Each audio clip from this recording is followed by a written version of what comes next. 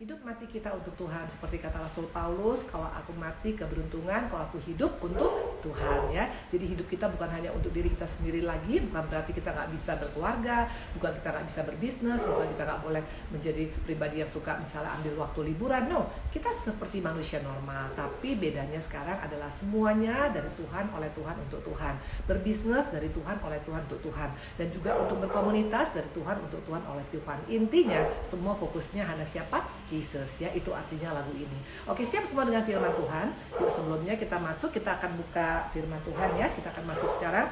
Kita sekarang akan masuk dalam Matius berapa? Matius 7 ya. Jadi selama bulan Mei ini kita akan belajar tentang Matius ya. Saya sangat percaya semua sahabat-sahabatku sudah diberkatin ya, melalui Matius 1, Matius 2, Matius 3, Matius 4 dan 5, 6 dan sekarang 7. Nah, sebentar lagi memang Mei akan selesai. Tapi kita akan lihat kalau nggak bisa selesai semuanya Matius sampai 28 ya, kita akan masuk dalam bulan Juni tentang Matius juga. Intinya kita ada pendalaman Alkitab tapi dengan cara relax, santai, tidak dengan bahan yang baku ya. Bahannya bisa mungkin masuk kepada ayat-ayat yang lain, tapi tujuannya adalah tentang membahas Matius ya. Yuk kita buka dalam Matius 7 ayat 1 sampai dengan 29. Ini ayatnya panjang, tapi saya masuk pertama dari ayat terakhir ya, ayat ke-28 ya.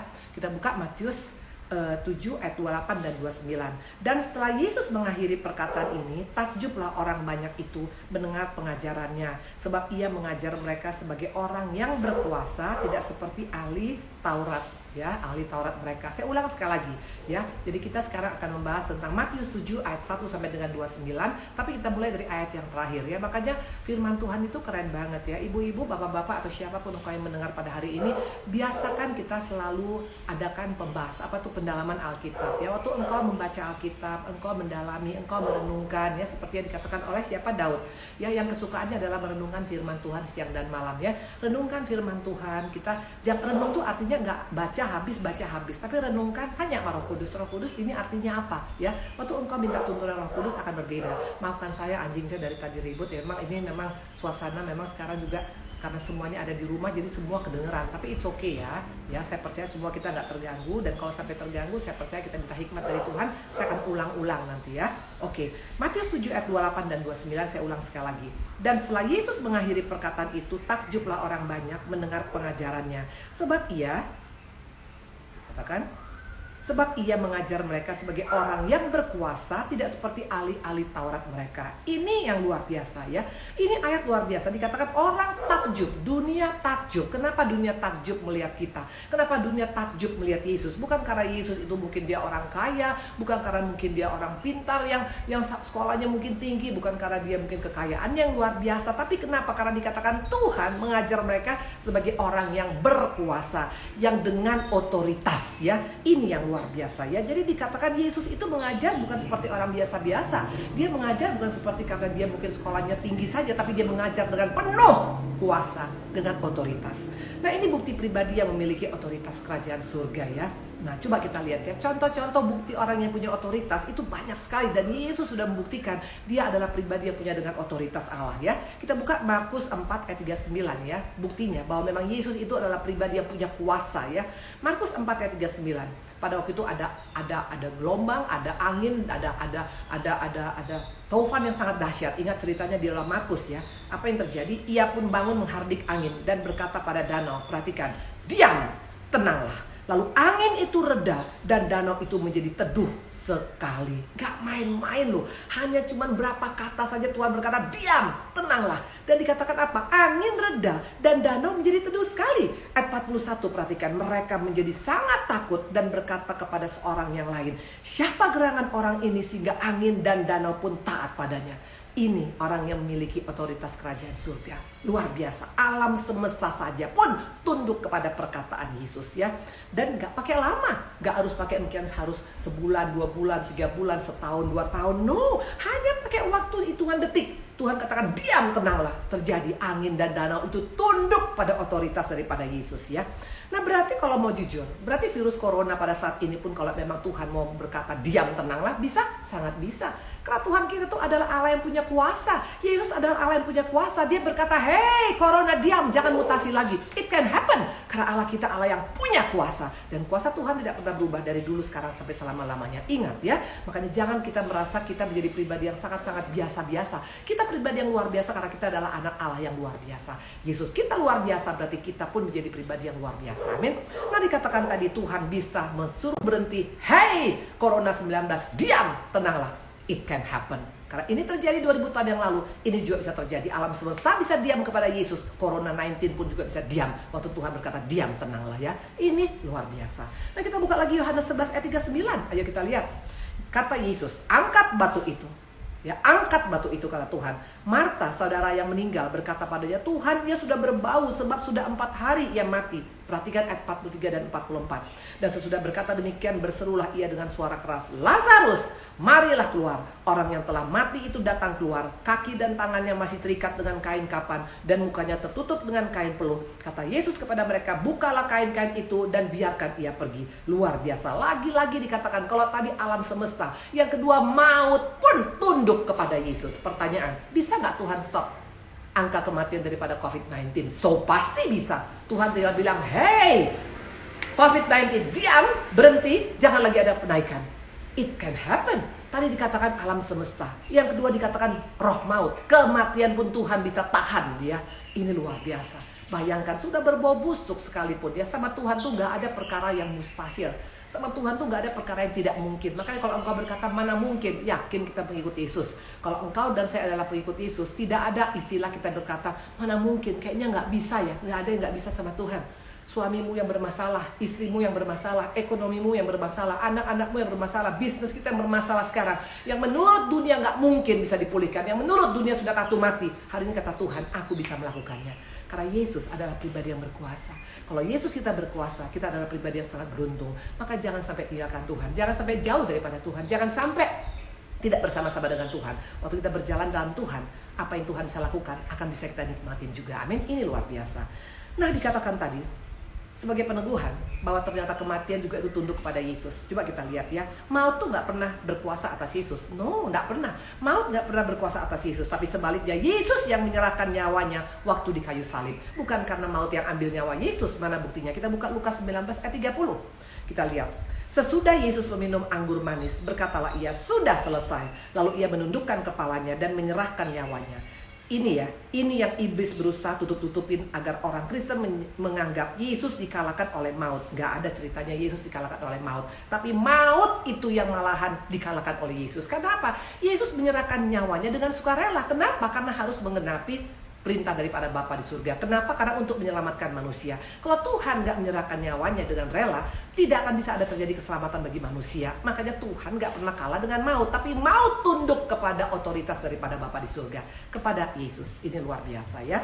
Nah, dikatakan kita mungkin langsung berkata seperti ini, "Bu, ya iyalah, kan Yesus anak Allah. Berarti makanya wajar kalau Tuhan tuh punya otoritas daripada surga Paul ya, karena dia adalah anak Allah. Lah kita kan manusia. Berarti bagaimana dengan kita? Berarti kita gak mungkin dong bisa punya otoritas." Nah, ini yang akan kita bongkar pada hari ini ya. Dalam Matius 7 ini kita akan bongkar. Ternyata bukan hanya Tuhan saja yang punya otoritas. Tuhan sudah transferkan otoritas itu pada kita bahkan waktu pertama kali bumi dijadikan. Mana buktinya? Ayo kita buka. Ya, karena iblis nggak suka. Iblis suka kita menjadi pribadi yang merasa aku tuh nggak punya otoritas, aku nggak bisa bikin apa-apa. Maka terjadilah orang-orang Kristen yang pesimis, yang apatis, yang depresi, yang stres, bahkan yang akhirnya menyerah. Bahkan ada banyak orang Kristen juga yang notabene-nya dia Kristen, tapi sampai bisa mengambil keputusan membunuh dirinya sendiri. Ini fakta. Kenapa? Karena dia merasa nggak punya kuasa lagi, dia merasa nggak bisa bikin apa-apa, dia nggak punya power lagi, dia nggak bisa bikin apa-apa. Intinya iblis yang mengubah pola pikir kita supaya kita merasa diri kita tidak punya power. Padahal ingat, otoritas daripada surga sudah Tuhan berikan pertama kali Tuhan menjadikan manusia. Mana buktinya? Kita buka Kejadian 1 ayat 26 supaya di tempat ini sadari siapa kita. Kita bukan adalah ciptaan biasa-biasa. Kejadian 1 ayat 26. "Berfirmanlah Allah, baiklah kita menjadikan manusia menurut gambar dan rupa kita, supaya mereka berkuasa atas ikan di di laut dan burung-burung di udara, dan atas ternak dan atas seluruh bumi, dan atas segala binatang melata yang merayap di bumi. Tidak main-main. Tuhan menciptakan kita dengan memiliki kuasa atas alam semesta. Udara, darat, dan lautan. Tidak main-main. Tuhan menciptakan manusia bukan hanya sekedar menciptakan biasa-biasa. Berbeda dengan Tuhan menciptakan binatang. Waktu Tuhan menciptakan binatang, dikatakan biar supaya manusia berkuasa atas alam semesta. Darat, udara, dan laut. Itu adalah semua di bawah kuasa kita. Ini nggak main-main, maka diulang di ayat 28. Supaya di tempat ini, ayo, jangan jadi pribadi yang memble, pribadi yang menyerah, pribadi yang apatis, pribadi yang pasrah, pribadi yang berkata, ya sudahlah, mau mati ya matilah. Nggak seperti itu. Tuhan kasih kita kuasa loh. Dikatakan ayat 28, Allah memberkati mereka, lalu Allah berfirman pada mereka, beranak cuculah dan tambah banyak, penuhilah bumi dan bertaklukkanlah itu. Berkuasalah atas ikan-ikan di laut dan burung-burung di udara dan atas segala binatang yang merayap di bumi. Tidak main-main. Tuhan katakan apa? Penuhi bumi dan taklukkanlah, berkuasalah atas ikan-ikan di laut, burung-burung di udara, atas segala binatang yang merayap di bumi. Diulang sekali lagi. Kalau sampai firman Tuhan diulang lebih daripada satu kali, berarti dia sangat penting. Kenapa Tuhan harus ulang? Supaya manusia ingat siapa dirinya. Karena seringkali kita tidak tahu, tidak menyadari siapa kita. Makanya membuat kita langsung patah semangat. Menghadapi Corona-19 kita langsung sepertinya dunia mau runtuh. Bahkan banyak orang-orang yang udah linglung, bahkan depresi, bahkan banyak yang masuk rumah sakit jiwa. Ini nggak main-main. Ini semua ini pekerjaan daripada si jahat. Tuhan sudah kasih kuasa sama kita. Dikatakan tadi semua orang takjub melihat Yesus karena Yesus mengajar dengan penuh kuasa. Dia penuh kuasa dan Tuhan transferkan kuasa itu. Itulah luar biasanya Allah kita. Tuhan kita bukan Allah yang egois. Kalau dia punya kuasa, dia juga mau anak-anaknya juga punya kuasa. Kenapa? Karena dia tahu keadaan akan semakin sukar, keadaan semakin jahat, dan semakin ada banyak gangguan-gangguan daripada si jahat untuk merontokkan iman daripada orang Kristen. Makanya 2000 tahun yang lalu, bahkan bukan hanya 2000, sebelum manusia itu bergerak, ya sudah diberikan kuasa. Makanya waktu Tuhan menjadikan Adam dan Hawa, dikatakan berkuasalah engkau atas alam semesta, berkuasa atas darat dan laut, berkuasa atas binatang-binatang di laut dan burung-burung di udara. Kurang apa lagi? Kalau buat saya ini gak main-main ya. Ada otoritas daripada surga. Bahkan waktu Tuhan naik ke surga, sekali lagi Tuhan ingatkan. Kita buka yuk Kisah 1 ayat 8 sampai dengan 9. Supaya di tempat ini jangan engkau menganggap bahwa kita adalah pribadi yang biasa-biasa. Kita adalah pribadi-pribadi hanya pribadi yang dilahirkan hanya kebetulan saja. Nggak ada. Kita punya kuasa. Halo. Kisah 1 ayat 8 sampai dengan 9. Tapi kamu akan menerima kuasa. Ini Yesus katakan sebelum dia naik ke surga. Kisah 1 ayat 8 sampai dengan 9. Tapi kamu akan menerima kuasa kalau Roh Kudus turun ke atas kamu, dan kamu akan menjadi saksiku di Yerusalem, di seluruh Yudea dan Samaria, dan sampai ke ujung bumi. Dan sesudah ia mengatakan demikian, terangkatlah ia disaksikan oleh mereka, dan awan menutupinya dari pandangan mereka, dan Tuhan naik ke surga. Jadi waktu Tuhan naik ke surga, Tuhan bukan hanya bilang bye, dadah. No, Tuhan bukan lepas tanggung jawab. Tuhan berikan kita kuasa. Dikatakan kalau Roh Kudus turun atas engkau, makanya kita perlu ada tuntunan Roh Kudus. Makanya kita perlu diisi oleh Roh Kudus, maka kita perlu hidup bersama dengan Roh Kudus, maka kita perlu disertai oleh Roh Kudus ya. Kekristenan tanpa penyertaan Roh Kudus kita nggak punya kuasa. Waktu kita nggak punya kuasa, apapun nggak bisa kita lakukan. Boro-boro menghadapi Corona-19, menghadapi batuk pilek aja kita udah nggak kuat. Kenapa? Karena nggak ada kuasa. Kuasa itu hanya ada pada kita waktu engkau mengaminkan. Kalau Tuhan sudah berikan ribuan tahun yang lalu pada saat dunia dibentuk, dan pada saat Tuhan naik ke surga, aminkan ini, katakan terima kasih Tuhan, ternyata aku punya otoritas surga. Terima kasih Tuhan karena engkau sudah transferkan pada kita. Dan ingat, Tuhan transferkan ini bukan hanya kepada pendeta besar, kepada setiap kita. Kalau engkau dan saya mengaminkan bahwa kita adalah ciptaan Tuhan yang spesial, ini bisa berlaku dalam hidup kita. Ini keren banget ya. Ada kuasa, ada power, ada authority ya. Ini luar biasa. Nah, memiliki kuasa Tuhan berikan kepada kita. Artinya sebelum Tuhan naik ke surga, Tuhan double porsikan kuasanya kepada kita untuk kita bisa menjadi saksi Yesus. Saksinya dari mulai Yerusalem, Yudea, Samaria sampai ke ujung bumi. Yerusalem berbicara tentang dalam keluarga. Dalam keluarga yang punya kuasa itu berbeda loh. Maka tidak gampang berselingkuh, tidak gampang bercerai, tidak gampang porak-poranda, tidak gampang meninggalkan tanggung jawab. Enggak, karena ada kuasanya. Ya, dunia tanpa kuasa daripada surga. Itu makanya nggak heran sekarang kita lihat banyak angka perceraian ya. Jadi kuasa itu dari mulai Yerusalem sudah Tuhan berikan. Bukan kuasa kalau engkau hanya jadi orang hebat di luar sana saja. Dari mulai keluarga kita sudah diberikan kuasa. Makanya kenapa bisa sampai puluhan tahun menikah tetap ada anggur manis. Itu karena ada kuasa. kuasa. Kalau nggak ada kuasa, anggurnya pasti akan berkurang. Itu manusia, itu dunia. Ya, dunia mengatakan seperti itu. Biasanya kalau orang memberikan anggur, itu biasanya hanya awalnya yang bagus, tapi ke belakangnya itu biasa-biasa. Itu pola pikir dunia, itu pola pikir yang salah. Rumah tangga harusnya makin lama menikah, makin mesra, makin rukun, makin damai sejahtera, makin sukacita. Kok bisa? Karena ada kuasa di dalamnya. Makanya Tuhan tadi katakan, dari mulai Yerusalem, Yudea sampai ke ujung bumi, aku berikan kau kuasa, asal Roh Kudus turun atas kita. Tinggal bagian kita, minta Roh Kudus yang memimpin hidup kita. Ingat, bukan hanya bisa berbahasa roh ya, tapi dipimpin oleh Roh Kudus akan membuat kita punya kuasa. Dan kuasa itu dimulai dari keluarga. Makanya orang bisa takjub melihat keluarga kita. Wow, keluarganya kok bisa begitu rukun sampai hari ini. Dalam keadaan COVID pun gak saling menyalahkan. Itu yang membuat orang takjub. Itu adalah penginjilan yang paling efektif. Lebih daripada hanya cuma KKR di mimbar dengan pakai firman Tuhan, dengan pakai musik yang luar biasa saja. Karena penginjilan paling efektif adalah kehidupan kita sendiri. Waktu kita menghidupi kuasa itu, maka kita menjadi penginjilan yang luar biasa ya. Nah, dikatakan tadi bukti bahwa otoritas surga bukan hanya milik orang tertentu saja. Kita buka satu lagi, Yohanes 14 ayat 12. Ayo kita lihat. Aku berkata padamu, sesungguhnya barang siapa percaya kepadaku, ia akan melakukan juga pekerjaan-pekerjaan yang aku lakukan, bahkan pekerjaan-pekerjaan yang lebih besar daripada itu, sebab aku pergi kepada Bapa. Luar biasa. Dengan kuasa yang Tuhan berikan pada saat dunia dijadikan, ditambah lagi dengan kuasa yang Tuhan berikan waktu Tuhan naik ke surga, kita bisa melakukan hal-hal yang besar, yang luar biasa, yang spektakuler. Dan ini bukan ajaran yang tidak benar. Ini adalah Yesus sendiri yang berkata, Tuhan kasih, Tuhan transferkan pada kita kuasa yang luar biasa. Makanya kita bisa melakukan hal-hal yang tidak masuk akal, hal-hal yang luar biasa, khususnya di zaman akhir ini, khususnya pada saat-saat corona seperti ini. Orang akan takjub melihat anak-anak Tuhan yang punya kuasa. Orang bisa bilang, kok beda ya? Kok beda ya dia ya? Padahal dalam keadaan corona seperti ini banyak orang yang stres, banyak orang yang takut, banyak orang yang panik, banyak orang yang patah semangat. Tapi kok dia masih tetap semangat? Makanya luar biasa, kok masih bisa dia jadi berkat di tengah-tengah keadaan seperti ini. Yes, kenapa? Karena punya kuasa. Bukan karena dia hebat, bukan karena dia orang kaya. Banyak orang kaya tapi yang ada malah sekarang stres. Tapi orang kaya yang punya kuasa, ya, orang pintar yang punya kuasa, orang terkenal yang punya kuasa akan tampil beda. Bahkan mungkin kita pun orang yang biasa-biasa, tapi kalau kita punya kuasa, orang bisa takjub. Wow, luar biasa. Saya punya pelayanan, itu di Medan ya, itu luar biasa. Mereka orang-orang sederhana, tapi mereka itu bisa melakukan hal-hal yang gak masuk akal.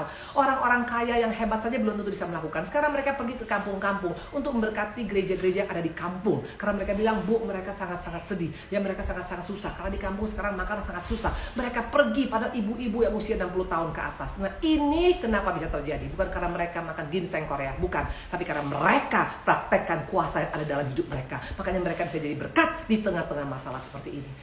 Wow. Ya makanya ayo ya, kuasa itu bukan kuasa biasa-biasa. Jangan kita menjadi orang yang gak pinter ya. Tuhan sudah kasih, sama seperti sekarang. Engkau sekarang dikasih sekarang sepertinya misalnya mobil yang baik ya. Tapi engkau tidak pernah pakai, hanya di garasi aja disimpan ya, karena takut rusak. Lo buat apa juga punya mobil ya. Atau misalnya sekarang Tuhan udah kasih kita, boleh kita sekarang misalnya sekarang melakukan banyak kegiatan, tapi kita bilang, enggak, saya hanya mau diam saja. Itu artinya orang yang gak memaksimalkan kuasa yang Tuhan berikan. Dan ingat, waktu Tuhan berikan kita kuasa, kita gak maksimalkan dengan sesuai dengan inginnya Tuhan bisa ambil loh kuasa itu. Karena Tuhan akan kasih kepada orang-orang yang memaksimalkan kuasa yang Tuhan berikan. Ini sudah terjadi dan ini akan terjadi. Mana contohnya? Di Alkitab dikatakan orang yang dikasih 1 talenta, dia hanya simpan di bawah tempat tidurnya. Dia tidak melakukan apa-apa. Tuhan ambil, Tuhan berikan pada orang yang melakukan 2 talenta menjadi 5, 5 menjadi 10, 10 menjadi double. Nah, artinya Tuhan mencari orang-orang yang mau bertanggung jawab dengan apa yang Tuhan berikan dalam hidupnya. Ini luar biasa. Nah, pertanyaan sekarang. Kalau begitu Bu Indri, bagaimana caranya ya? Nah, ini kita perlu lihat ya. Ini perlu kita lihat karena seringkali orang menyalah mengertikan tentang kisah 1 ayat 18 tadi. Dikatakan, tapi kamu akan menerima kuasa kalau Roh Kudus turun ke atas kamu, dan kamu akan menjadi saksiku di Yerusalem, di seluruh Yudea, Samaria, dan sampai ke ujung bumi. Ini seringkali disalah mengertikan oleh banyak orang-orang Kristen. Kenapa bilang? Kita pikir dengan kita menjadi saksi Yesus itu hanya sekedar bersaksi, kita bersaksi di mana-mana, di mimbar kanan kiri depan belakang, semua kita bersaksi. Nggak ada yang salah dengan bersaksi. Tapi maksud Tuhan bukan hanya sekedar bersaksi dengan perkataan, tapi unspoken testimony ya. Kita bersaksi bukan karena perkataan kita, tapi perbuatan kita itu jauh lebih powerful.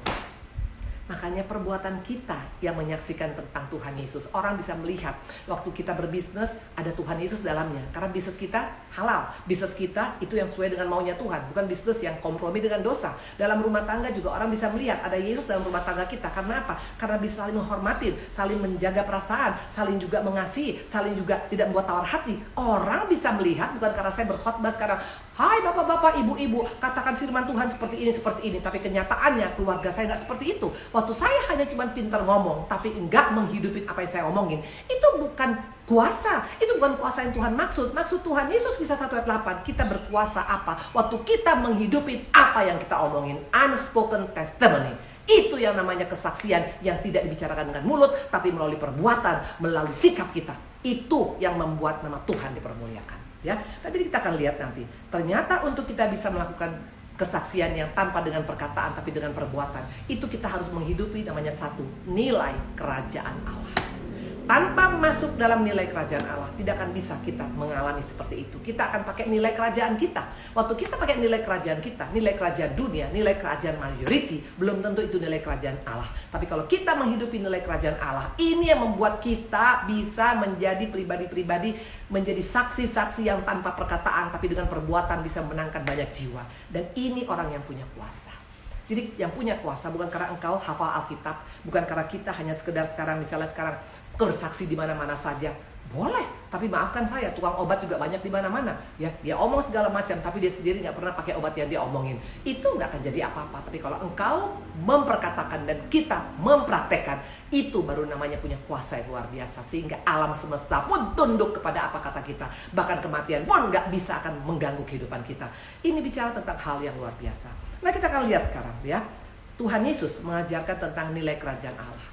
Dalam Matius 7 dan berikutnya, itu Tuhan mengajarkan tentang nilai kerajaan Allah.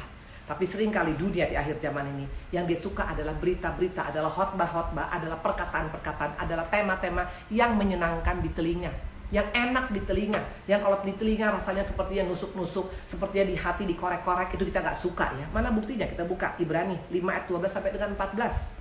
Sebab sekalipun kamu ditinjau dari sudut waktu, sudah seharusnya menjadi pengajar. Kamu masih perlu lagi diajarkan azas-azas pokok dari pernyataan Allah. Dan kamu masih memerlukan susu, bukan makanan keras. Sebab barang siapa masih memerlukan susu, ia tidak memahami ajaran tentang kebenaran. Sebab ia adalah anak kecil, tapi makanan keras adalah untuk orang yang dewasa. Karena mempunyai panca indera yang terlatih untuk membedakan yang baik dan yang jahat. Jelas, kalau kita hanya mau minum susu saja, mau firman-firmannya yang enak-enak saja, yang enteng-enteng saja, hari ini doa, besok dapat berkat ya. Pokoknya hidup ini semuanya enak, kalau ikut Tuhan semua mulus, gak ada masalah ya. Wah, itu mah susu namanya. Padahal dari segi usia, dari segi waktu, harusnya jadi pengajar. Udah berapa lama kita ikut Tuhan? Sehari, 2 hari, setahun, 10 tahun, 20 tahun. Mau susu terus. Kapan dewasanya? Karena makanan keras memang kadang-kadang gak enak di telinga, kadang-kadang gak enak dalam hati kita. Sepertinya kok seperti disepet terus dari tadi. Tapi saya percaya kalau kita betul-betul mau jadi pribadi yang dewasa. Karena ingat, nanti waktu Tuhan datang, Tuhan mencari mempelai wanita yang dewasa loh. Siapa mempelainya?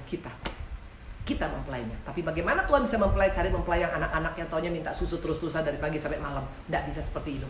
Ini akhir zaman. Kita perlu cari firman yang keras, firman yang untuk menegur kita, yang untuk membuat kita semakin berubah, yang membuat kita semakin bertumbuh. Itu firman pengajaran yang Tuhan ajarkan. Maka dikatakan ajaran daripada Yesus berbeda. Kenapa? Karena dia menghidupin apa yang diajarkan itu. Dan dikatakan ajarannya adalah apa? Nilai-nilai kerajaan Allah. Nilai mana yang selama ini kita ikut? Nilai kerajaan Allah atau nilai kerajaan dunia? Karena dunia juga memberikan nilai, tapi totally yang opposite, kebalikan daripada nilai kerajaan Allah. Tapi banyak kali orang lebih suka nilai kerajaan dunia. Karena apa? Dunia selalu mengiming-imingkan yang enak awalnya, tapi ujungnya maut. Tapi nilai kerajaan Allah selalu diiming-imingkan proses awalnya, tapi ujungnya itu kekekalan. Itu luar biasa. Oke? Nah, kita akan lihat. Kita akan belajar tentang nilai kerajaan Allah. Dari Matius 7 ya. Kita akan buka Matius 7 ayat ke-1. Janganlah kamu menghakimi, supaya kamu tidak dihakimi. Dari simpel. Janganlah kamu menghakimi, supaya kamu tidak dihakimi. Jangan hidup dengan menciptakan kebenaran diri sendiri. Ya, karena seringkali di akhir zaman ini kita memang menciptakan kebenaran. Tapi kebenaran kita bukan kebenaran daripada firman Tuhan. Karena firman Tuhan itu satu-satunya kebenaran. Tapi kita membuat kebenaran menurut versi kita, ya. Dikatakan dunia sekarang membuat kebenaran sesuai dengan selera masing-masing. Dan hidup dengan kebenaran dunia membuat kita sebaliknya. Makanya nggak heran ya, kalau kita ikut kebenaran dunia, kayak tadi saya katakan, awalnya menyenangkan, tapi ujungnya pasti binasa. Makanya akhirnya terjadi kepanikan, terjadi kemarahan, emosi, perceraian, ya perkelahian, perpecahan. Itu semuanya kebenaran daripada dunia. Ya karena apa? Yang dimajukan ke depan kebenaran dunia adalah apa? Akunya, bukan Yesus. Kebenaran firman Tuhan, kebenaran nilai kerajaan Allah, bukan akunya yang ditonjolkan, tapi siapa? Yesus yang ditonjolkan.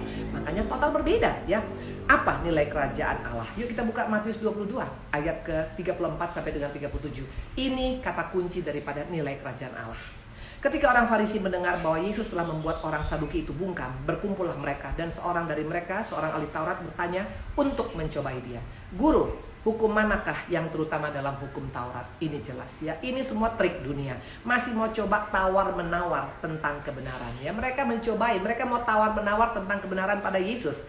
Tapi Yesus kita adalah pribadi yang penuh dengan hikmat daripada surga. So powerful, punya kuasa. Perhatikan apa jawaban Tuhan yang tidak bisa terbantahkan oleh siapapun, termasuk oleh mereka yang mau mencobai Tuhan. Ayat 37 dan 40. Jawab Yesus padanya. Perhatikan, ini kata kunci daripada nilai kerajaan Allah. Sangat simple, tapi ini sangat menentukan. Kasihlah Tuhan Allahmu dengan segenap hatimu dan dengan segenap jiwamu, dengan segenap akal budimu. Itulah hukum yang terutama dan yang pertama. Dan hukum yang kedua yang sama dengan itu ialah kasihilah sesamamu manusia seperti dirimu sendiri. Pada kedua hukum itulah tergantung seluruh hukum Taurat dan kitab para nabi. Ayat 46. Tidak ada seorang pun yang dapat menjawabnya, dan sejak hari itu tidak ada seorang pun juga yang berani menanyakan sesuatu kepadanya. Wow, luar biasa.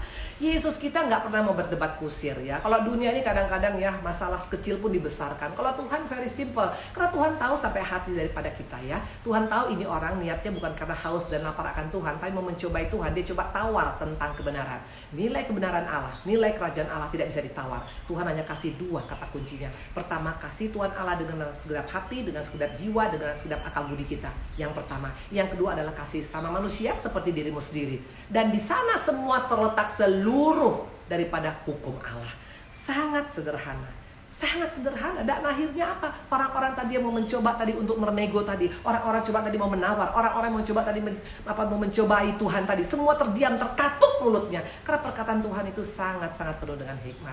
Inilah bukti daripada orang yang punya kuasa. Nggak usah kita mesti berdebat, mesti ribut, mesti bela diri, mesti menyalahkan ini dan itu. No, hikmat Tuhan itu so simple, tapi hikmat Tuhan itu powerful. Perkataan Tuhan nggak perlu panjang-panjang, tapi penuh dengan kuasa. Itu jauh lebih powerful daripada kita caci maki sana sini, salahkan sana sini. Nggak seperti itu. Bapak-bapak, ibu-ibu, anak muda atau siapapun di tempat ini, waktu engkau dan saya punya hikmat Tuhan, perkataan kita itu akan menjadi perkataan yang luar biasa. Ada kuasa di dalamnya. Makanya minta kuasa Tuhan. Kita minta supaya kuasa Tuhan itu tetap ada pada kita, dan aminkan kita punya kuasa itu. Dan Tuhan sudah transferkan ribuan tahun yang lalu waktu dunia diciptakan. Tuhan sudah memberikan kita kuasa untuk bisa menaklukkan alam semesta.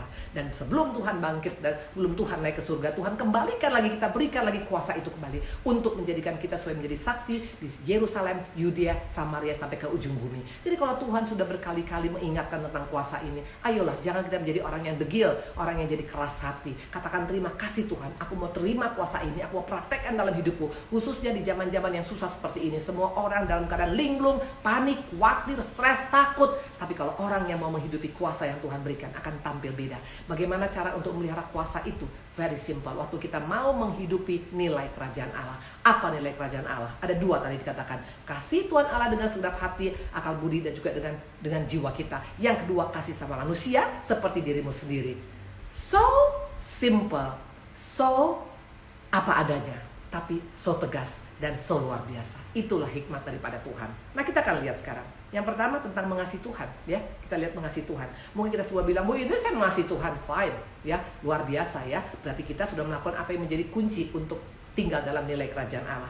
Mengasihi Tuhan ini berbicara bukan hanya sekedar mulut kita yang berkata mengasihi Tuhan, tapi ini bicara tentang fondasi awal yang paling penting dalam kita untuk masuk dalam nilai kerajaan Allah. Yaitu apa? Kalau kita berkata tentang mengasihi Tuhan, ini bicara tentang hubungan. Hubungan, bukan hanya sekedar agama. Waktu kita berkata mengasihi Tuhan karena aku Kristen, bukan itu arti mengasihi Tuhan. Tapi mengasihi Tuhan artinya kita punya hubungan yang sangat intim dengan Tuhan.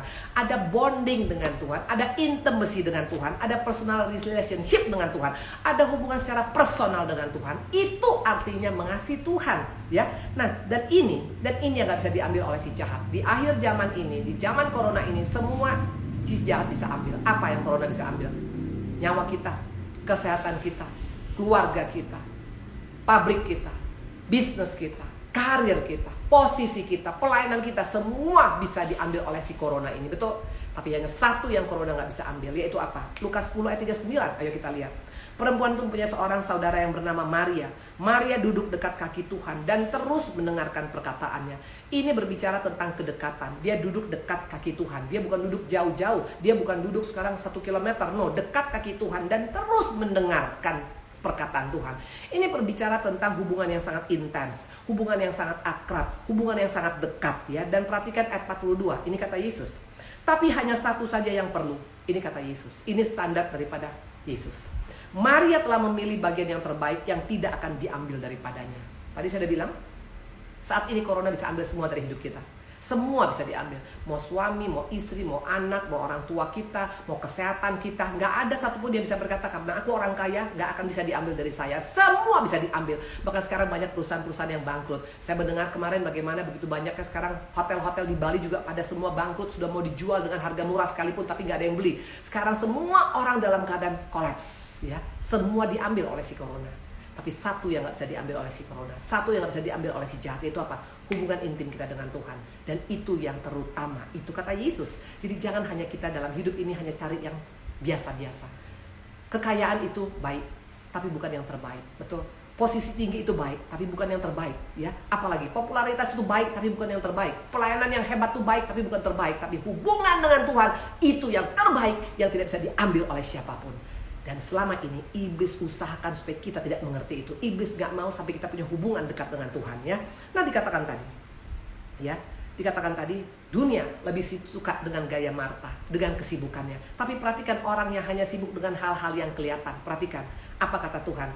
Marta sibuk sekali melayani. Ia mendekati Yesus dan berkata, Tuhan, tidakkah engkau peduli bahwa saudaraku biarkan aku melayani seorang diri? Suruhlah dia membantu aku. Orang yang sibuk dengan yang tampak saja, orang hanya sibuk dengan yang sementara saja, itu hidupnya akan tidak happy, akan capek, menyalahkan kanan kiri depan belakang, bersungut-sungut, marah, komplain, banding-bandingkan. Makanya hidupnya nggak ada kuasa. Kenapa? Karena memang yang dicarinya adalah hal-hal yang berbentuk sementara, bukan kekekalan. Tapi Maria memilih yang kekekalan, hubungan intim dengan Tuhan yang nggak bisa diambil oleh si jahat. Sementara orang seperti Marta, dia hanya memikirkan sesuatu yang bisa diambil oleh si jahat. Makanya pas diambil, stres, marah, kecewa, merasa nggak adil. Nah, ini akibatnya. Makanya kita nggak bisa bertahan di zaman corona. Jadi bukan masalah coronanya yang hebat, karena kitanya memilih yang baik, bukan yang terbaik. Please deh, ambil keputusan hari ini. Kalau engkau memilih yang terbaik, maka kita bisa hidup dalam nilai kerajaan Allah. Dan ini yang membuat kita bisa punya kuasa. Yang pertama adalah intimasi dengan Tuhan, ya. Itu dikatakan yang pertama.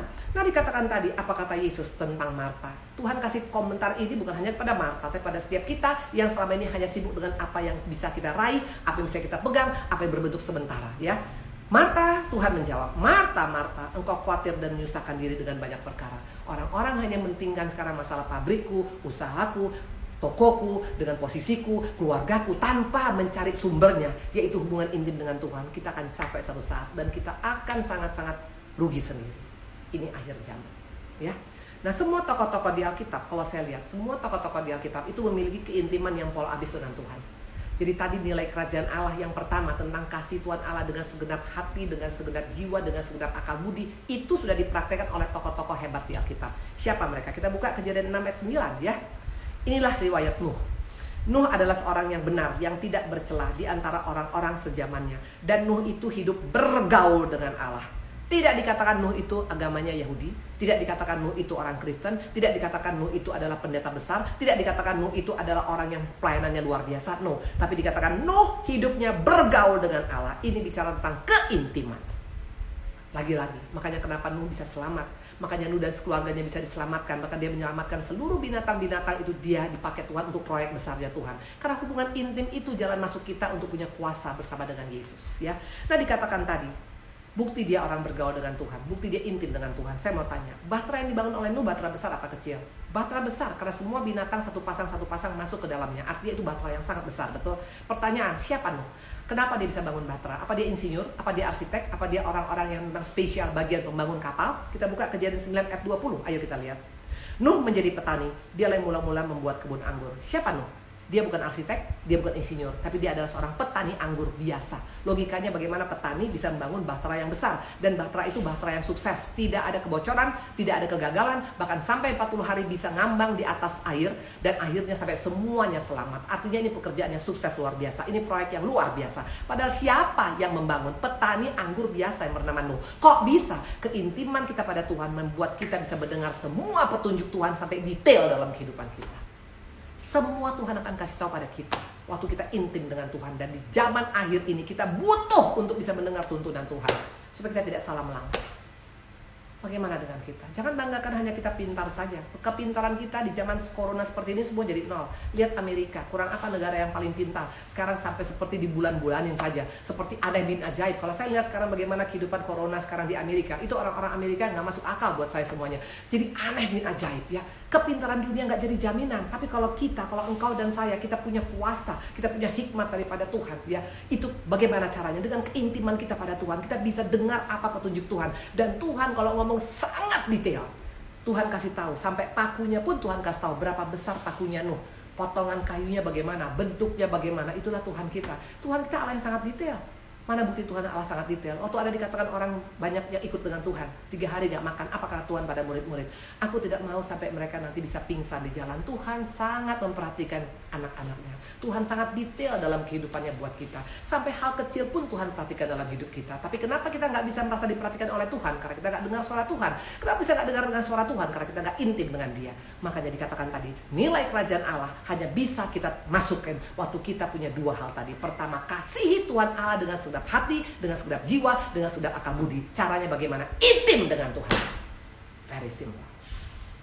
Siapa bukti kedua yang intim? Ayo kita lihat. Semua tokoh-tokoh hebat di Alkitab itu hubungan intim dengan Tuhannya nak main-main. Jadi bukan karena pintar khotbahnya. Jangan bangga dengan kita pintar khotbah, pintar nyanyi saja. Jangan bangga dengan kekayaan kita yang luar biasa saja. Gak ada artinya di zaman saat seperti ini kekayaan kita tanpa keintiman dengan Tuhan. Tapi keintiman dengan Tuhan membuat kita menjadi pribadi yang punya kuasa luar biasa. Kita buka Kejadian 18 ayat 24. Bagaimana sekiranya, ini adalah Abraham. Bagaimana sekiranya ada 50 orang benar dalam kota itu? Apakah engkau akan melenyapkan tempat ini dan tidakkah engkau mengampuninya karena ke-50 orang benar yang ada di dalamnya? Ya, ini tuh Abraham ngomong sama Tuhan.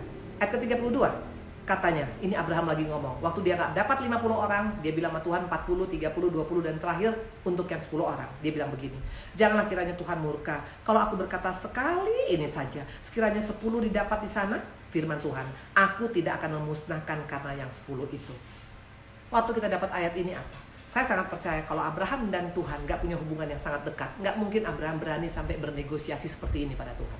Gak mungkin sampai dia bilang Tuhan 50. Tuhan bilang gak, dia lihat gak ada 50. Tuhan 40 dong. Oke kata Tuhan. Dia cari 40 gak ada. Aduh Tuhan ternyata gak ada 30. Oke kata Tuhan. Kok bisa sampai nego begitu luar biasa? Sampai bisa tawar menawar luar biasa. Kalau gak kedekatan tidak mungkin. Makanya Abraham ini adalah pribadi yang sangat dekat. Bahkan dikatakan Abraham adalah sahabat daripada Allah.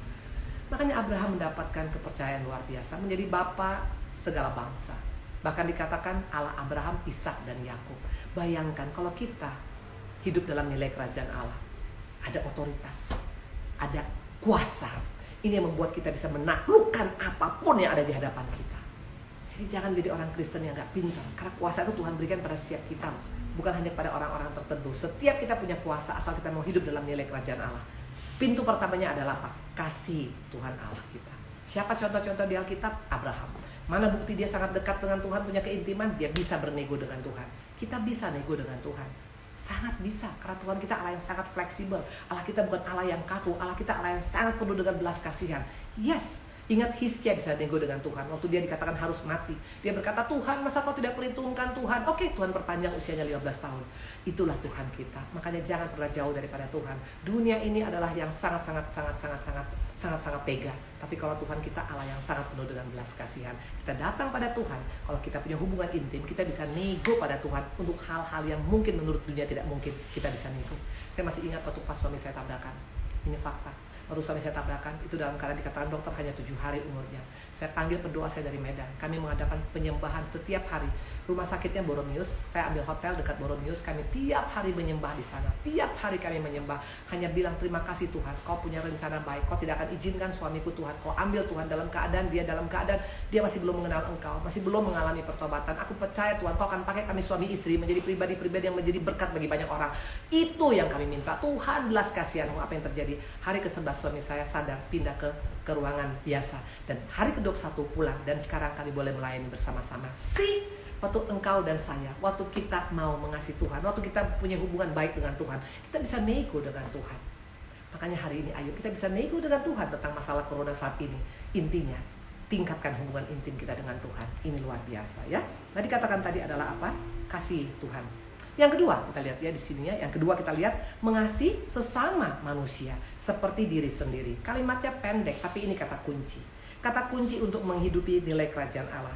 Waktu kita berkata kita mengasihi Tuhan, tapi masih belum bisa mengampuni sesama kita, belum bisa mengampuni suami, istri, anak, menantu, atau mungkin ipar kita, ya belum bisa melupakan, belum bisa memberikan kesempatan baru, masih suka menggosip, masih suka memfitnah, masih suka menusuk orang dari belakang dengan kata-kata yang tidak baik, masih suka mencuri hak orang, masih suka melakukan yang ketidakadilan. Pertanyaan, apakah kita yakin kita hidup dalam nilai kerajaan Allah? Karena mengasihi sama manusia itu berbicara luas sekali ya. Nah, Yesus menghidupi semuanya ini. Yesus menghidupi semua ini ya. Dia membuat ini yang membuat dia memiliki otoritas surga. Tuhan bukan hanya mengasihi Bapa di surga, tapi dia mengasihi kita. Apa bukti dia mengasihi kita? Dia mati untuk kita 2000 tahun yang lalu. Dia tidak bersalah, tapi gara-gara kita dia jadi menanggung semuanya. Ini bukti Tuhan mengasihi Bapa dan mengasihi sesama kita ya. Bagaimana dengan kita pada saat ini? Nah, coba kita lihat. Maka jangan kita hanya bangga. Jangan kita hanya bangga dengan kita berkata bahwa saya sudah mengasihi Tuhan, saya sudah lakukan ini dan itu. Baik, tapi tadi katakan ada dua hal. Harus vertikal dan harus horizontal. Banyak orang Kristen terlalu ekstrim. Vertikalnya luar biasa, doa puasa dari pagi sampai malam ya, khotbah di mana-mana, baca Alkitab nggak pernah tamat ya. Intinya wah kelihatan sangat rohani luar biasa. Tapi dengan suami sendiri, dengan istri sendiri, dengan anak sendiri, dengan keluarga sendiri dia punya hubungan yang baik. Pertanyaan, apakah kita betul menghidupi nilai kerajaan Allah ya? Dikatakan tadi Matius 7 ayat 21 dan 23. Pada hari terakhir banyak orang akan berseru padaku, Tuhan, Tuhan, bukankah kami berbuat demi namamu? Nah, tadi saya katakan ya, tidak jadi jaminan kita melayani hebat luar biasa. Sepertinya kita sangat sayang dengan Tuhan.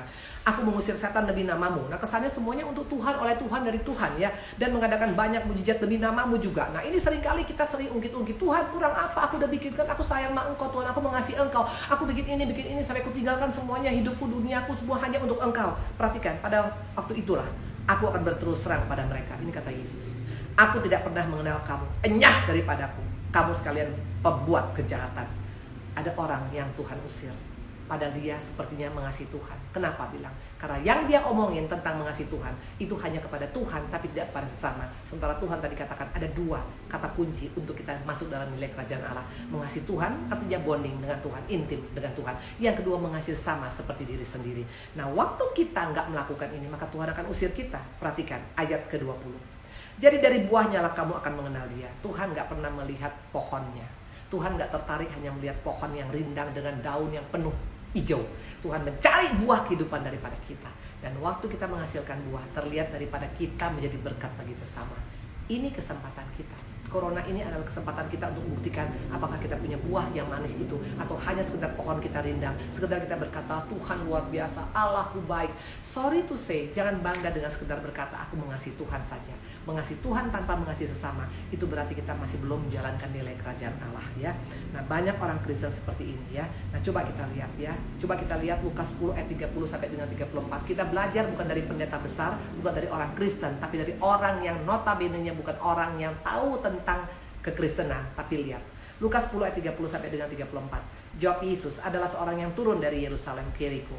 Ia jatuh ke tangan penyamun-penyamun yang bukan saja merampok habis-habisan, tapi juga memukulnya. Dan sudah itu ia pergi meninggalkan dengan setengah mati. Kebetulan ada seorang imam turun melalui jalan itu. Ia melihat orang itu, tapi ia melewatinya dari seberang. Demikian juga seorang Lewi datang ke tempat itu. Ketika ia melihat orang itu, ia melewatinya dari seberang. Tidak jadi jaminan pengetahuan rohani kita, pelayanan kita, kegiatan rohani kita, status kekristenan kita, kalau kita ternyata tidak menghidupi nilai kerajaan Allah yang berkata, kasihlah sama manusia seperti diri sendiri. Depan mata dikatakan ada orang yang hancur, mungkin tidak dirampok, tapi mungkin hidupnya hancur, rumah tangganya hancur, butuh pertolongan, tapi kita pura-pura nggak ngelihat karena kita pikir itu bukan urusan gua. Siapa mereka? Orang Lewi. Siapa mereka? Imam. Siapa mereka? Orang yang notabene-nya mengasihi Tuhan. Makanya mengasihi Tuhan vertikal tanpa mengasihi sesama, itu sama dengan bohong. Tidak mungkin kita bisa mengasihi Tuhan yang tidak kelihatan kalau kita tidak bisa mengasihi manusia yang sesama kita yang kelihatan depan mata kita. Yang kedua, ayat 33 dan 35. Lalu datanglah seorang Samaria yang sedang dalam perjalanan ke tempat itu. Ketika ia melihat orang itu, tergeraklah hatinya oleh belas kasihan. Ia pergi kepadanya lalu membalut luka-lukanya. Sudah ia menyiraminya dengan minyak dan anggur. Kemudian ia menaikkan orang itu ke atas keledai tunggangannya sendiri, lalu membawanya ke tempat penginapan dan merawatnya. Keesokan harinya ia menyerahkan 2 dinar pada pemilik penginapan, katanya, rawatlah dia, dan jika kau belanjakan lebih dari itu, aku akan menggantikannya waktu aku kembali. Luar biasa. Tidak ada juga pelayanan, tidak ada banyak ngomong-ngomong tentang perdebatan kusir tentang agama. No, tapi dia dikatakan punya kasih kepada sesama. Saya percaya ini orang punya kasih Yesus.